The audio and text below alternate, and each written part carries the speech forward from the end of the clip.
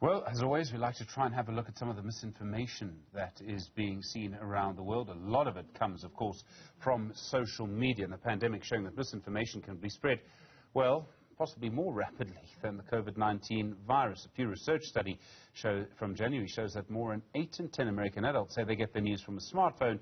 You can see why misinformation continues to be problematic. So how much responsibility do social media platforms like Facebook and Twitter have? Joined now by William Bird, the Director of Media Monitoring Africa. William, good afternoon to you, and thanks very much indeed for joining us. I mean, I'm sure it comes as no surprise to anyone that one of the trends you picked up this week, one of the stories you picked up this week, had to do with the elections. Who would have thought?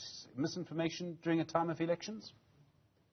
Yeah, you know, this is the thing. You know, we're anticipating a lot of mis and disinformation around elections. We know generally the rule is that whenever there's a period of heightened tension, uncertainty, that's when mis and disinformation thrive. And so, you know, as you head into an election period where you've got political parties vying for your precious attention, you can bet that there are also going to be those who are out to try and undermine just the elections process as well. One of them you found is the idea of no vaccine, no vote, which of course is simply not true.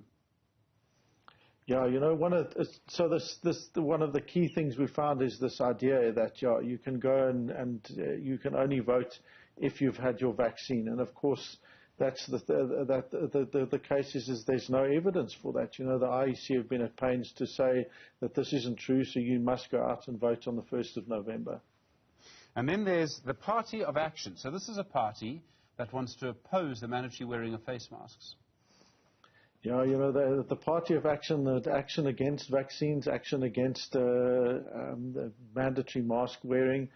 And the thing is that the evidence for vaccines working incredibly well is overwhelming. And it's also very clear for wearing masks. So opposing vaccines isn't for us about freedom. It's about confusing and scaring people. But it's certainly one of those trends that seems to be growing this week.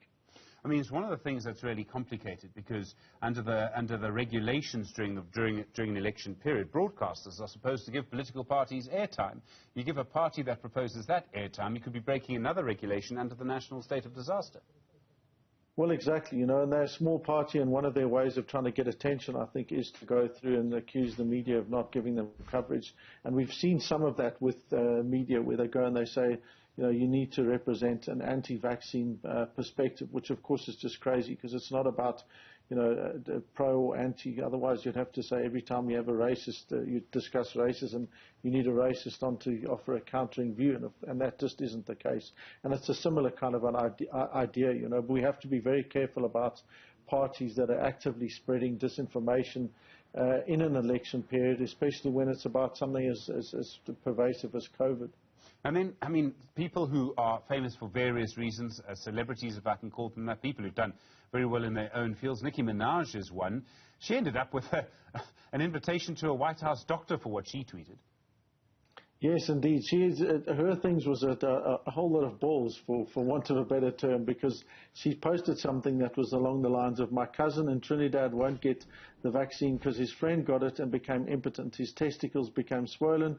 His friend was weeks away from getting married. Now the girl called off the wedding. So just pray on it and make sure you're comfortable with your decision, not bullied. And of course, there's no evidence for any of this stuff, you know. So you've got someone who's got several million followers, where if you've got people that are a little bit hesitant about the vaccine and they suddenly see this famous person who they assume has got access to all manner of things. In fact, you know, when you're getting a call from the White House, you know, to say, listen, we can supply a doctor who can actually help you, you know that you're someone of influence. And of course, the danger is that it wasn't just a silly, trivial post. It's the kind of thing that feeds into those ideas and feeds into those very real pieces of disinformation about, you know, is this going to impact my fertility, et cetera, and if I have the vaccine. What there is evidence for is that COVID can actually impact your fertility. There's no evidence that the COVID vaccine can have any impact on that, and especially not on your privates, you know. Okay, so if anyone comes across disinformation, what's the best thing to do? Best thing to do is we're working with the IEC at the moment, report it to Real 411, and it'll get reviewed, and if the IEC needs to act, they'll take action. William Bird from Media Monitoring Africa, thanks very much.